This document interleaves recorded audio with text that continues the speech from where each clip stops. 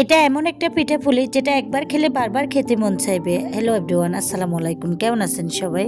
চলুন পিঠাপুলির জন্য ডো তৈরি করতে হবে। এখানে আমি 3 কাপ পরিমাণ ময়দা নিয়ে নিলাম। এর মধ্যে দিয়ে দিলাম সামান্য পরিমাণে লবণ। এবার দিয়ে দেব আমি আমাদের যে ব্যবহার করে রান্নায় সেই তেলটা, সাদা তেল। তেলটা দিয়ে ভালোভাবে আটার সাথে মিশিয়ে নেব। দেখেন আটাটা যাতে করে মুঠ করলে আমার দলা পেকে আসে এরকমভাবে আমি করে নিলাম। এর মধ্যে দিয়ে দিলাম কুসুম কুসুম গরম পানি দিয়ে আমি একটা ডো তৈরি করে নিলাম। এরপরে একটু তেল দিয়ে ভালোভাবে মেখে রেখে দেবো 15 থেকে 20 মিনিটের জন্য।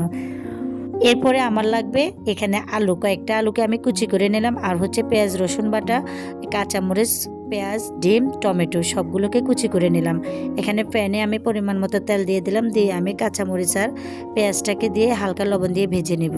এর মধ্যে আমি আলু আর হচ্ছে আদা রসুন বাটাটা দিয়ে দেবো, হলুদ মরিচ সবগুলো দিয়ে সুন্দরভাবে ভেজে নিই। লাস্টে আমি ডিমটা দিয়ে সুন্দর করে ভেজে রেখে দেবো। এখন আমি চলে গেলাম আটা। দেখেন 15 থেকে 20 মিনিট পরে কি সুন্দর একটা ডো তৈরি হলো।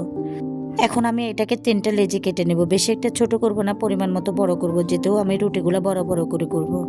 চলুন এবার রুটিগুলো করা যাক। সুন্দর করে রুটিগুলোকে আমি বেলে নিয়ে আসলাম। দেখুন বড় সাইজের রুটি করে নিলাম।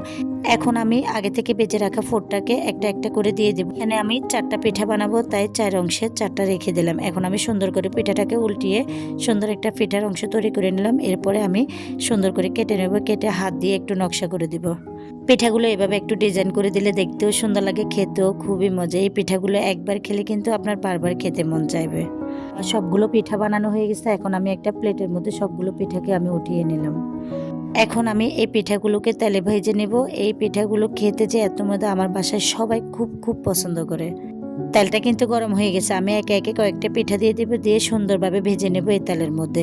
চুলার হিট বেশি একটা দেওয়া যাবে না, মিডিয়াম টু লো হিটে পিঠাগুলো ভেজে নেবেন, যাতে করে পিঠার কালারটা সুন্দর আসে। দেখুন পিঠার এক পাশের কালারটা এত সুন্দর হয়েছে, ব্রাউন কালার। এখন আমি পিঠাগুলোকে উল্টিয়ে দেব। সম্পূর্ণ ব্রাউন কালার হয়ে আসলে পিঠাগুলো উঠিয়ে নেব। কালারটা দেখে তো এত দারুণ লাগছে, খেতেও কিন্তু মজা হয়েছে, তবে কালারটা অসাধারণ হয়েছে। পিঠাগুলো আমার 2 পাশে ভাজা হয়ে গেছে। এখন আমি পিঠাগুলোকে উঠিয়ে নেব। এরপরে বাকি পিঠাগুলো দিয়ে আবার ভেজে নেব। সবগুলো পিঠা কিন্তু দারুণভাবে ভাজা হয়ে গেছে। দেখুন আমি সবগুলো পিঠা এবার সুন্দর করে উঠিয়ে নেব তেলের থেকে ছেঁকে। এটার কালারটা আর খেতে যে এত মজা হয়েছে, আমার বাচ্চারা তো ছেটে পুটে খেয়ে ফেলেছে, বলছে মাম্মাম আবার বানিয়ে দিবে। আপুরা তোমরা কিন্তু বাচ্চাদেরকে বিকেলের নাস্তায় এমন একটা অসাধারণ পিঠা বানিয়ে খাওয়াতে পারো, দেখবে বাচ্চারা একবার খেলে বারবার খেতে মন চাইবে। আপুরা আমার ভিডিওটা যদি তোমাদের ভালো লেগে থাকে তাহলে আমার চ্যানেলটা সাবস্ক্রাইব করতে ভুলবে না, আমার ভিডিওটা লাইক কমেন্ট শেয়ার করতে ভুলবে না। আমি জানি আমার ভিডিওটা তোমাদের অনেক ভালো লাগবে।